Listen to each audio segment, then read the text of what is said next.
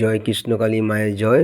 বেলেরা বৈকুণ্ঠপুর কৃষ্ণকালী মায়ের মন্দিরে, যেখানে রোজ হাজার হাজার ভক্ত সকাল থেকে এসে লাইনে দাঁড়িয়ে যেত কৃষ্ণকালী মায়ের মুখ দর্শন করার জন্যে, মঙ্গলা মায়ের হাতে ত্রিশূলের ছোঁয়া পাওয়ার জন্যে।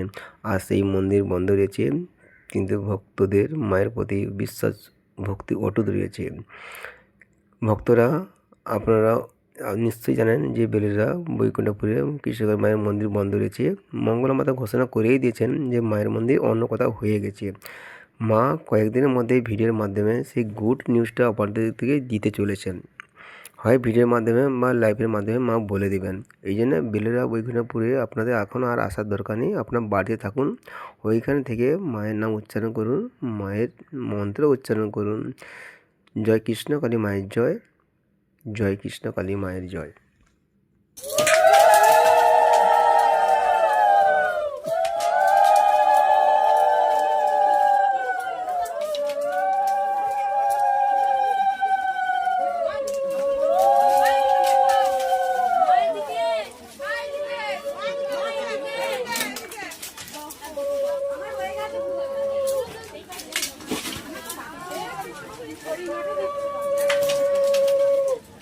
কৃষ্ণকালী মায়ের জয়। রাধে রাধে।